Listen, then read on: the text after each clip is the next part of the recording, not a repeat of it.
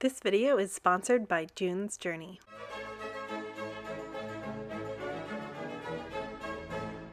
Hello everyone, and welcome to part 2 of making my 1940s winter coat. If you missed the mock-up or part 1 of this process, you can click the link up above or down in the description to take you to those videos. So I took a little break from sewing because I had a bit of a symptom flare from my car accident, and all my kids got the flu. So now that my symptoms have kind of calmed down again and my kids are all feeling better, I figured, you know what, it is a perfect day to get back into the sewing room. We also had a little bit of a snowstorm last night, and so everything is just peaceful and quiet outside. So I have a little list here of all the things I need to get done for this coat to be complete, which if you guys don't have lists in your sewing projects just to kind of like list what step comes next or all the aspects of your project you need to get done, I definitely recommend it. And it just feels like I've accomplished something when things are taking longer than expected, because then I can look back at my list and see all the things I've completed. And then this also gives me a bit more of a realistic timeline when I'm trying to figure out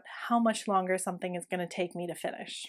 Okay, now there is a change that I've made to the coat in regards to the caplet. In the mock-up video, I draped it to be a two-piece caplet, but if you look at this photo right here, you can see that the caplet, the front of it is cut on the bias. So looking at that photo, it makes me think that the cape is in fact just one piece and not two, because when you cut out the circle like that, the front would go on the bias if the back was on the straight.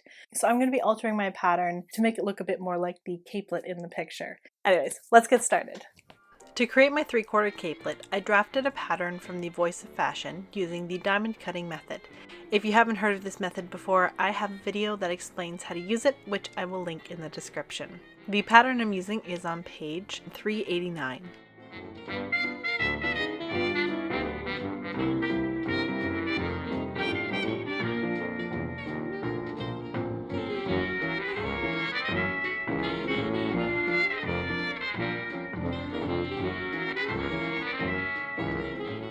Once I've drafted out my pattern, I then copy it onto a second paper so I can have a master copy and one that I can alter.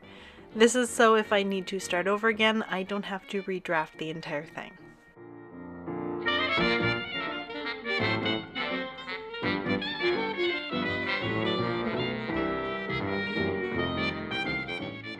I think I'm definitely happy with this caplet now. You can compare it to the other one here.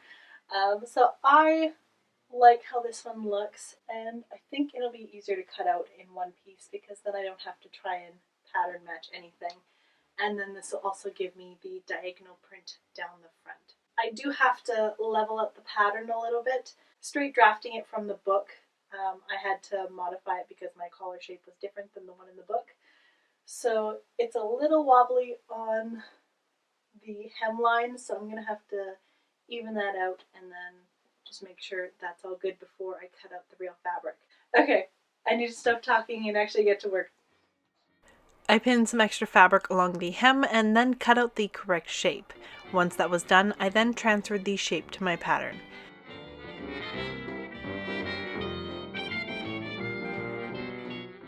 And I made sure to transfer all the important marks to my paper pattern because this would be important later on when I'm cutting out my actual fabric.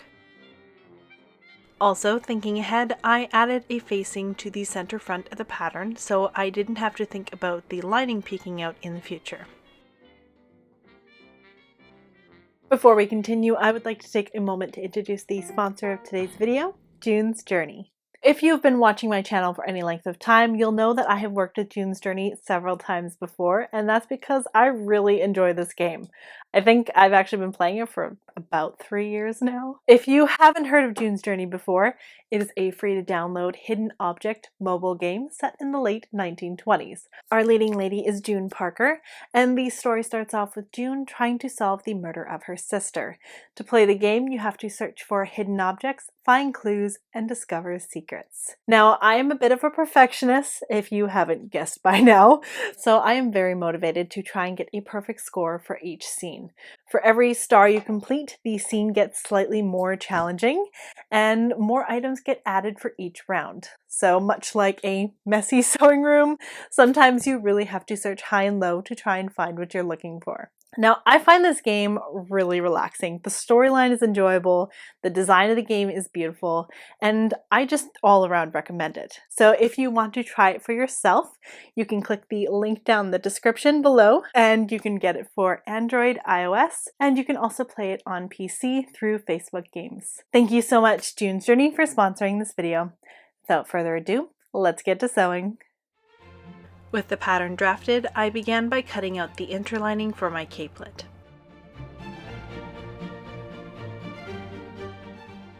I then used the interlining as my pattern to cut out the fashion layer. Setting that aside, it was time to start working on the coat facing and lining. The pattern pieces are practically identical to the fashion layer, but there are a few exceptions. Other than that, they go together the exact same way.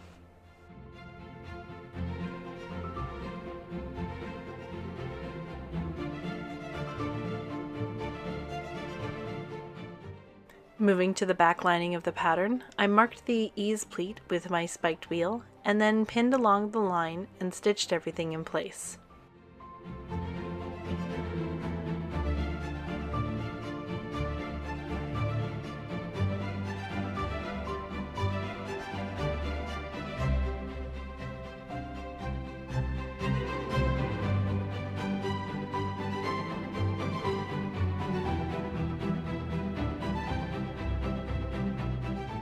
For a personal touch, I added a custom label to my coat.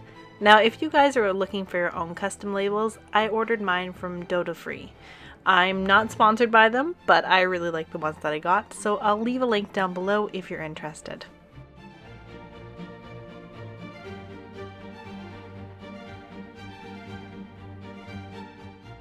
Moving along, I stitched the front and back panels of the coat together. And once they were stitched, I then serged the raw edges to reduce the possibility of fraying. And lastly, I stitched up the shoulder seams. With the lining done, I then laid the outer coat and the lining with the right sides together and pinned along the edges.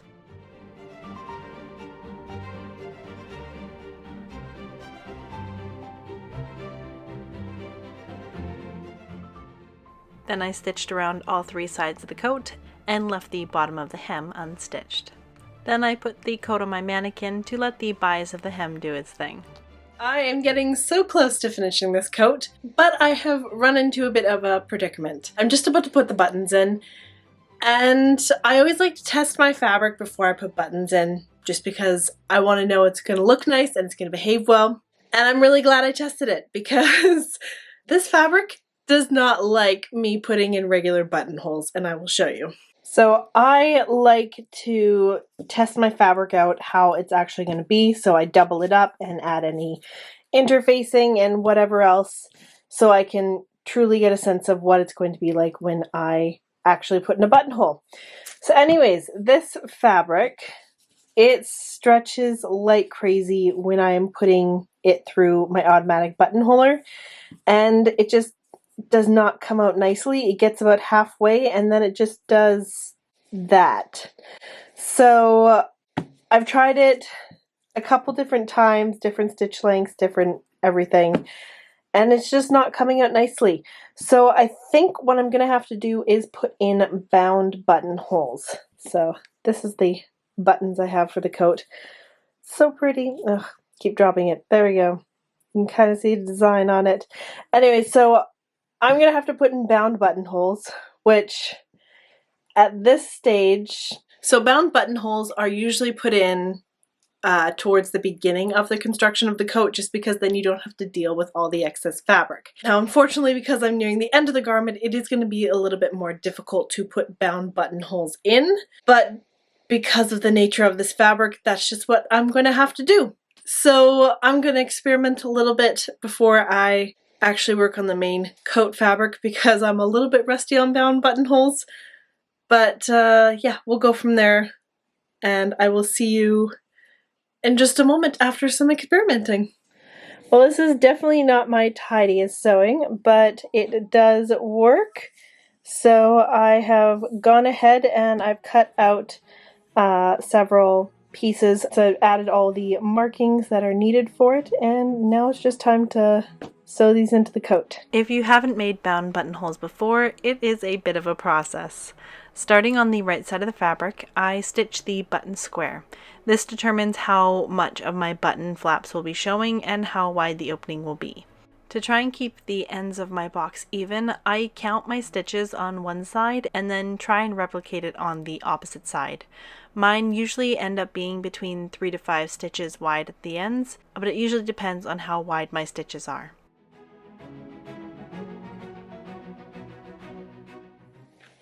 Don't know if you can fully see these, but these are definitely not my tidiest bound buttonholes. These two look okay because I had room. These ones, they get a little bit sloppy, like that one's not straight at all. But I cannot get my machine any closer in there, so it'll just have to do. Once the box is stitched, then I cut through the center of each box very carefully, and then I cut a little triangle to reach the corners. This diagram here might help you visualize it a little better. This part of the project was slightly terrifying because I was so worried I was going to completely mess up the front of the coat. Now I get to turn it to the inside. So to make things easier for myself, I ended up just unpicking the front of the coat so I could get the access to the bound buttonholes. So they are not fully put in. I've just done some tacking stitches in there so they stay closed, and now I have to actually do the stitching so it actually all stays in. And oh my goodness, this project, oh my goodness. So because this project is dark on dark, I am going to leave a link down below to a bound buttonhole video if you want more information on how to do these. So yeah, if you're interested, just check the description. Next, I secured the edges of the buttonhole flaps in place, and then it was time to finish the backs of the buttonhole. Now, working from the right side of the facing, I pinned through the fabric to mark the edges of the buttonhole. And then, using a seam ripper, I carefully sliced through the fabric. Now, the pins were keeping the fabric in place, and they also acted as a bit of a guard to keep the seam ripper from cutting through more fabric than was intended. From there, I folded under the fabric ever so slightly and whipped it to the back side of the buttonhole.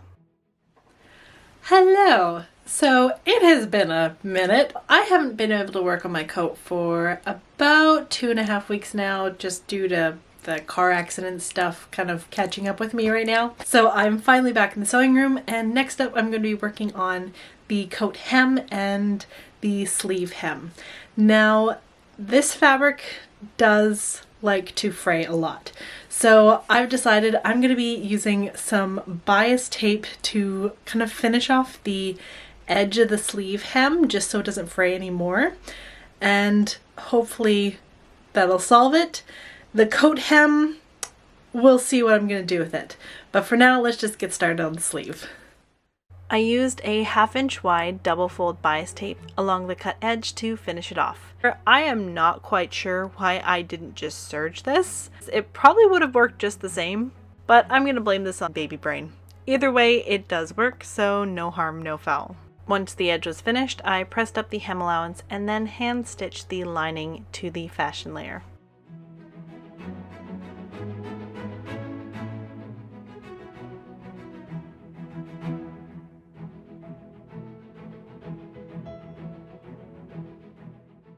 And now it's time to work on the coat hem.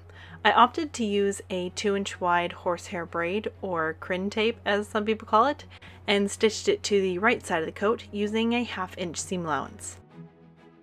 Once it was stitched all the way around, I eased the hem into place and gave everything a good press.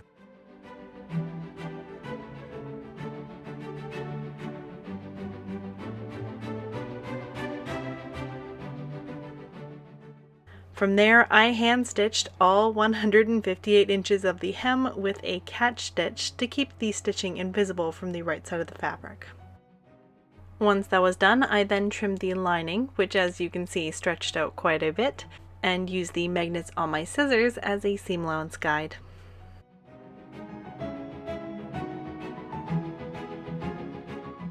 I then serged the raw edge, pressed up the seam allowance, and then stitched it in place.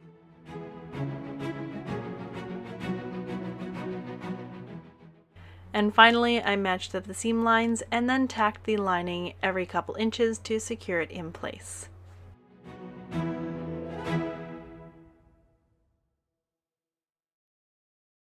With the hem done, I moved on to the buttons and marked their placement with my chalk marker.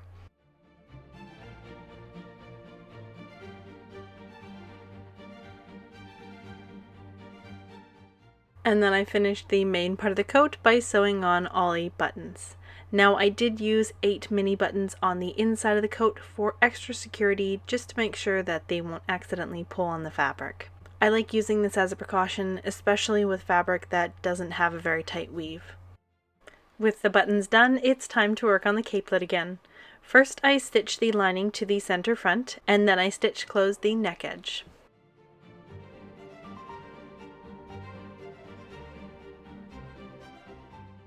To keep the lining from peeking out, I then understitched the lining along the seam allowance.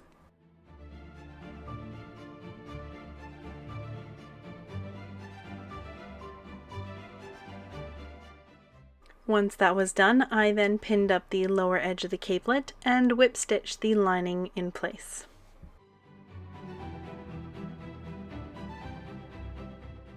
Lastly, I added buttonholes along the neck edge. Now because the capelet only has one layer of the fashion fabric, I was able to make the buttonholes work. Plus, I wasn't too worried if they came out slightly wonky, as they would be hidden by the collar. I then used my buttonhole blade to cut open the buttonholes and finish them off with a dab of fray check. Looking at this footage, I would definitely say that is more than a dab and most likely a dollop. With everything done, it's now time for the reveal.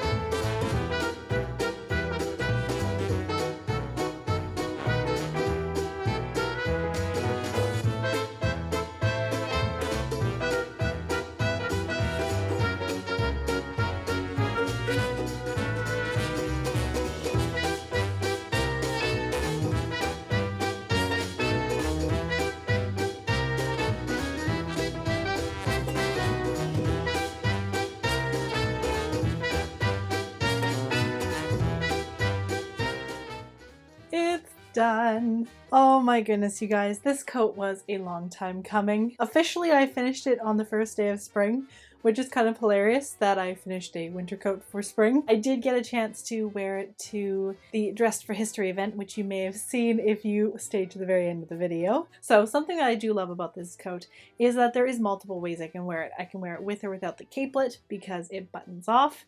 I can wear it open like this. I can wear it all the way buttoned up. It has several different looks to it, if you may. There is another look that I'm going to be adding come autumn, but that is just something I'm going to be doing in a short. So you have something to look forward to. I am excited that I will have a proper coat to wear once the summer is done. Because, oh my goodness, the heat. The heat is already starting in Canada, and my favorite temperatures is between 18 and 22, maybe 23 on a good day. The past couple days have been in the upwards of about 30.